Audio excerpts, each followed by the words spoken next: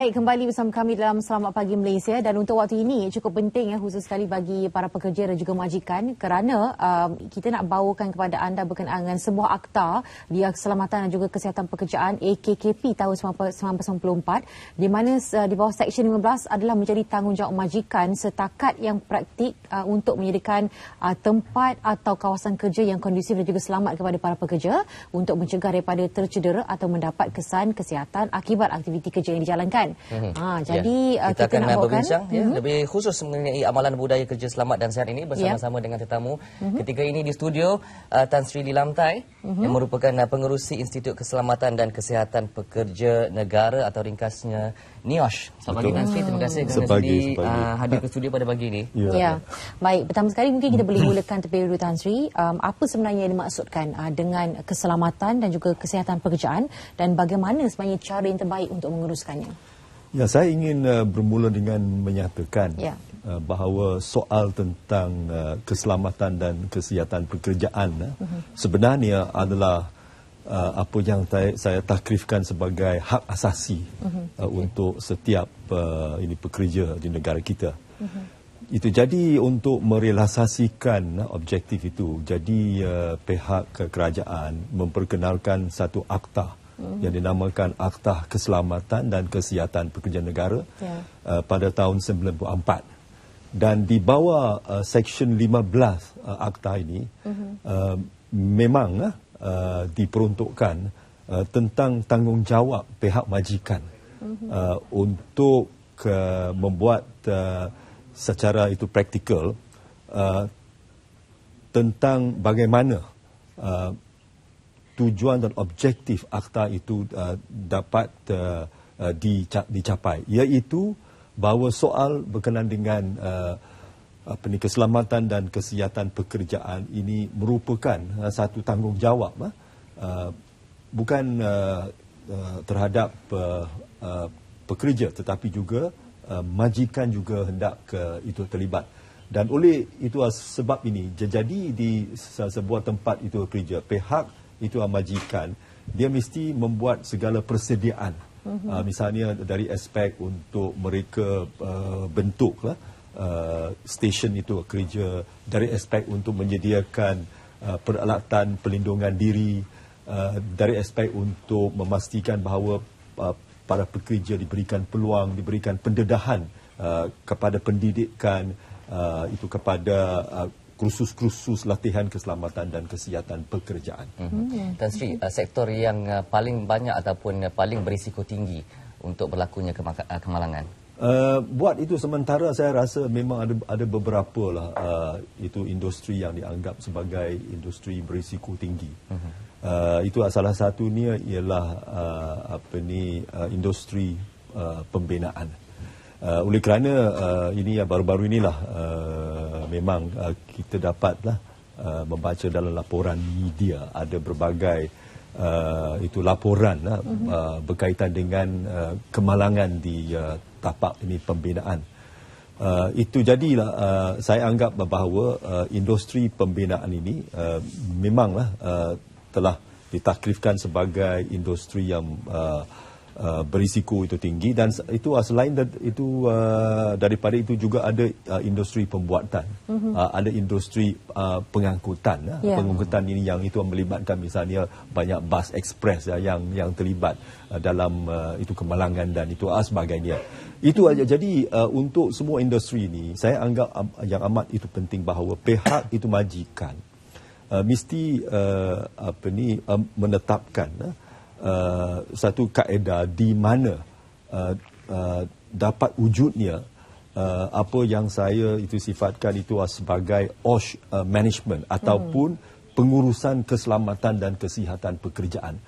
Ini adalah sangat penting oleh kerana kita harus mengiktiraf bahawa di mana-mana tempat itu kerja memang ada risiko, memang ada itu hazard, bahaya dan itu sebagainya. Jadi yang paling penting ialah tugas utama pihak majikan bersama dengan para pekerja ialah untuk mewujudkan satu sistem pengurusan keselamatan dan kesihatan pekerjaan. Dan ini bermakna bahawa di tempat kerja, mereka boleh wujudkan satu jawatan kuasa keselamatan dan kesihatan pekerjaan di mana kedua-dua pihak majikan dan wakil itu pekerja boleh duduk bersama untuk membincang tentang bagaimana langkah-langkah boleh diambil untuk mempertingkatkan tahap keselamatan dan kesihatan pekerjaan di tempat kerja. Okey. Baik, bagaimana Akta Keselamatan dan Kesihatan Pekerjaan ataupun saya katanya AKKP 1994 itu dapat membantu dan mungkin antara kejayaan yang sebelum ini yang dapat membantu pekerja-pekerja yang terdedah kepada risiko dalam bidang pekerjaan mereka? Di bawah akta ini berkenaan, memang ada itu section-section yang menentukan tanggungjawab itu masing-masing. Misal tanggungjawab itu majikan, iaitu melakukan apa yang dianggap secara itu praktik untuk dilaksanakan. Tentang tanggungjawab pihak ini pekerja, juga mereka dikehendaki untuk mematuhi segala peraturan-peraturan di bawah Akta Keselamatan dan Kesihatan Pekerjaan yang boleh menjamin keselamatan pekerjaan itu mereka. Dan di bawah itu akta itu juga ada itu sediakan itu tentang peruntukan mengenai penguatkuasaan ini undang-undang, iaitu kalau mana-mana pihak majikan didapati gagal untuk melaksanakan peraturan di bawah akta itu, jadi tindakan boleh diambil oleh Jabatan Keselamatan dan Kesihatan Pekerjaan. Jabatan Keselamatan dan Kesihatan Pekerjaan ataupun JKKP ini ialah sebagai sebuah jabatan di bawah Kementerian Sumber Manusia, dan tanggungjawab itu mereka ialah untuk melihat dan itu segala aspek berkenaan akta penguatkuasaan undang. Tetapi pihak NIOSH ada berlainan. Pihak NIOSH ialah ini sebuah institut yang dipertanggungjawabkan, diamanahkan untuk membuat ini program-program pendidikan, menganjurkan ini kursus-kursus, itu menganjurkan persidangan yang semua ini bertujuan untuk memberikan lebih banyak pendedahan ini kepada pengamal keselamatan dan kesihatan pekerjaan yang datang daripada itu sektor awam ataupun sektor itu swasta, tentang bagaimana ilmu pengetahuan itu mereka dapat dipertingkatkan, tentang kesedaran yang boleh itu tambah, dipertingkatkan agar mereka senantiasa menyedari tentang tanggungjawab mereka untuk memastikan keselamatan dan kesihatan pekerjaan. Baik. Keselamatan pekerja dan pekerjaan itu, adakah ia juga termasuk dengan perjalanan pergi dan balik dari tempat kerja? Ya, memang. Okay. Dan tahun ini ada dilaporkan bahawa berlakunya peningkatan pada kes kemalangan melibatkan pekerjaan, termasuk juga dengan perjalanan pergi dan balik, Tan Sri. Mengapa itu berlaku? Adakah puncanya sudah dikenal pasti? Ya. Sebenarnya kalau kita itu melihat itu kepada perangkaan ini kemalangan ini perindustrian, saya boleh menyatakan di sini bahawa kalau saya membuat satu perbandingan, ini 10 tahun yang itu lepas berbanding dengan tahun itu lepas, sebenarnya kita dapat mengurangkan itu kadar kemalangan itu lebih kurang hampir 50%. Tetapi isu yang itu kita menghadapi sekarang ialah berkaitan dengan kemalangan berulang-alik dari rumah ke tempat itu kerja, dan itu sebaliknya. Dan ini dianggap itu sebagai isu yang amat itu penting, oleh kerana banyak aksiden yang itu berlaku ini sebenarnya adalah kemalangan ini jalan raya. Akan tapi memandangkan bahawa mangsa yang terlibat ini adalah ini pekerja. Jadi ini dianggap sebagai sebahagian kemalangan industri di negara kita.